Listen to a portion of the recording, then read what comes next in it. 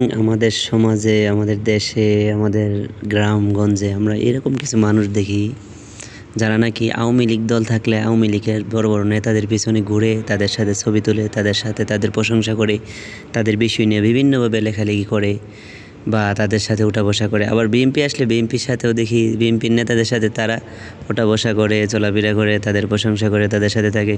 বা যে কোনো দল আসুক, জামাত আসলে জামাতের সাথে, মানে দেশে ধরেন এরশাদ আসলে এরশাদের সাথে। মানে এই দলগুলা কারা? এই লোকগুলা, এই সমস্ত লোক তারা কোন দল করে? হ্যাঁ, বুঝতে পারছি, তারা হচ্ছে ওই দল করে যে দলটার মানুষ বলে যে সুবিধাবাদী। তারা যেই সুবিধা হয় ওই দিকেই তারা চলাফেরা করে। তো আমি মনে করি যে এই সমস্ত মানুষদের জন্য একটা সংগঠন করে দেওয়া দরকার, যেন তারা ভবিষ্যতে তাদের উপরে যেন জীবনে কোনো সময় কোনো জুলুম, নির্যাতন, টর্চার তারা পূর্বে কোনো সময় সহজে হয় না, কারণ তারা তো যে দল আসে তাদের সাথেই তারা গিয়ে মিল দেয়। তো এরকম শুনি নাই যে ওই সমস্ত লোকেরা কোনো সময় সহজে জুলুম শিকার হয়েছে বা টর্চারের শিকার হয়েছে। তাই আমি মনে করি তারপরেও তাদের জন্য একটা দল গঠন করলে মনে হয় ভালো হইতে পারে। যারা ওই সমস্ত মানুষ যারা আমাদের গ্রামে, সমাজে, দেশে, রাষ্ট্রে বাস করে, যারা যেই দল আসে ওই দলদের সাথেই তারা তাল মিলিয়ে চলে। তো তাদের জন্য ওই সুবিধাবাদীদের জন্য একটা দল করে বা একটা সংগঠন করে দেওয়া উচিত আমি মনে করি। দিলে তারা আরেকটু ভালোভাবে চলতে পারলো। কারণ ওই সমস্ত কিছু মানুষদের মধ্যে কোনো লজ্জা শরম বলতে কিচ্ছু নাই। তারা যেই দল আসে ওই দলের প্রশংসা করে আর ওই দলের বদনাম করে।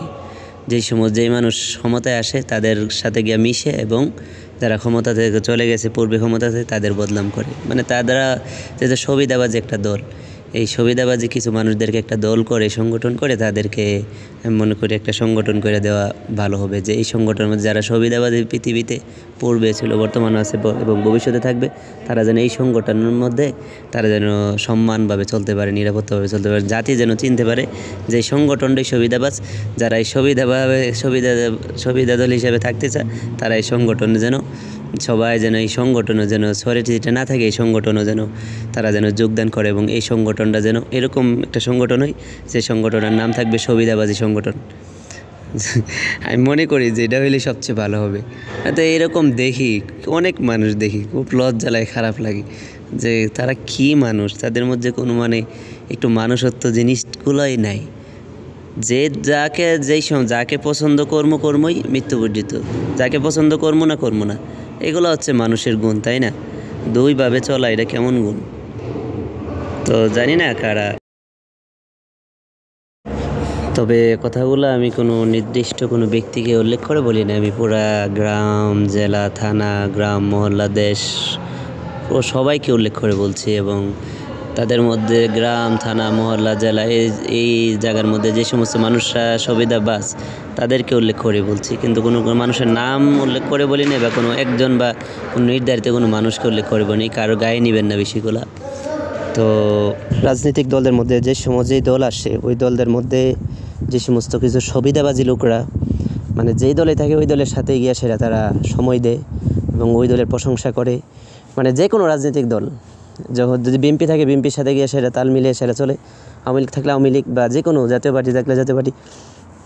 এই সুবিধাবাজি দলটা যদি একটা সংগঠন হয়ে যেত, এগুলাকে চিহ্নিত করে যদি একটা সংগঠন করা হইতো, যে যারা এরকম দল হিসাবে থাকতে চায় বা যারা এরকম দল হিসাবে আছে, তাদেরকে এমন একটা সংগঠন তৈরি করে দিত, জাতি তাদেরকে চিহ্ন রাখতে পারতো। কমাস কম পরবর্তীতে এই দলে এই সুবিধাবাজি মানুষরা কিন্তু রাজনৈতিক দলগুলোর মধ্যে কোনো ক্ষতি করতে পারতো না, যদি তাদের আলাদা কোনো সংগঠন থাকতো। যেমন দেখেন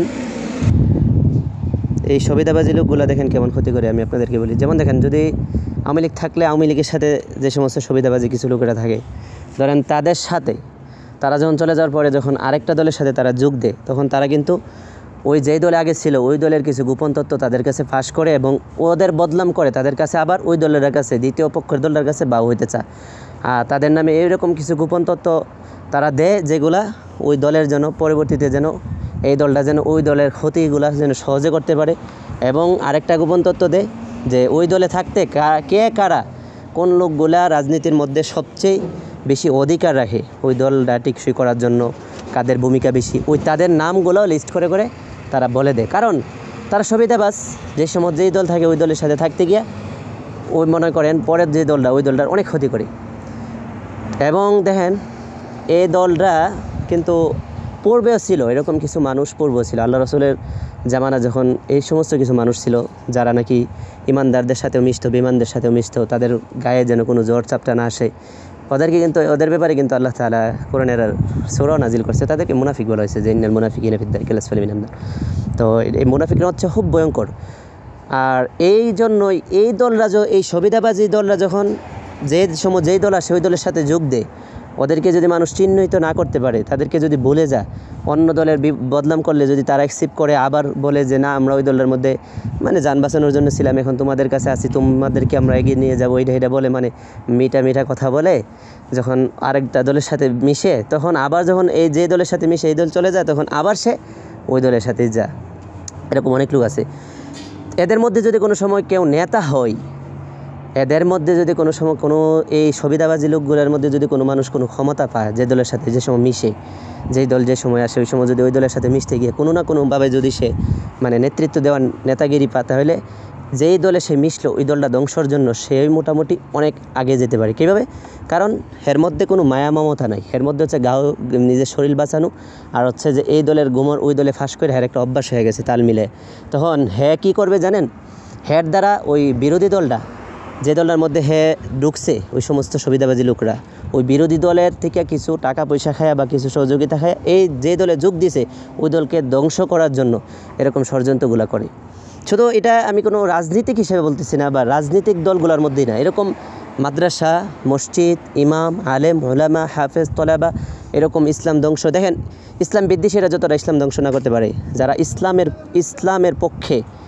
ইসলামের পক্ষে মানে ইসলামী লেবাস ধরে কাজ করে, ইসলাম যেভাবে ধ্বংস করে, এভাবে কিন্তু অন্য কোনো জাতি ধ্বংস করতে পারে না। তেমনই রাজনীতির মধ্যেও যারা রাজনীতি নাম দিয়ে ঢুকে মানে সুবিধাবাদী লোকরা, এটা মনে করেন ইসলাম ধ্বংস করার জন্য যথেষ্ট, এবং রাজনৈতিক দলগুলো ধ্বংসের জন্য এই সুবিধাবাজীরা যথেষ্ট। এই জন্য এই সমস্ত দল থেকে, এই সমস্ত জাতি থেকে, এই সমস্ত লোক থেকে এই সমস্ত সুবিধাবাজী দলদেরকে এবং এই সমস্ত সুবিধাবাজী লোকদেরকে জাতি যদি না চিনে, ভুল করে, তাদের জন্য কিন্তু প্রত্যেকটা জাতির, প্রত্যেকটা গোত্রের, প্রত্যেকটা দলের প্রচুর পরিমাণ ক্ষতি হয়, যেই ক্ষতি বিরোধী দল করতে পারে না।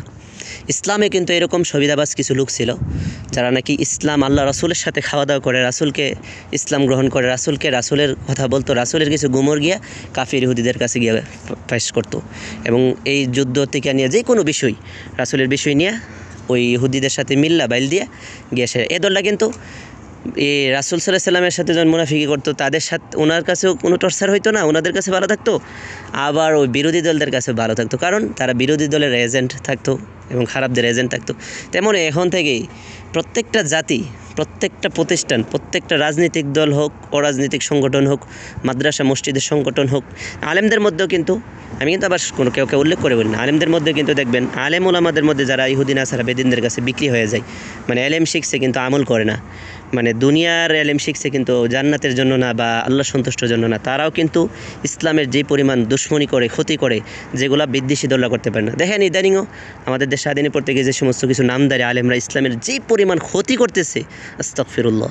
যাক, আল্লাহ তাআলা হকপন্থী আলেমদেরকে, আহলে হক সুন্নাতুল জামাত হকপন্থী আলেমদেরকে আল্লাহ তাআলা হেফাজতে রাখুক, এবং যারা বামপন্থী, যারা আলেম নামে সমাজকে নষ্ট করে, তাদেরকে আল্লাহ তাআলা বিচার করুক।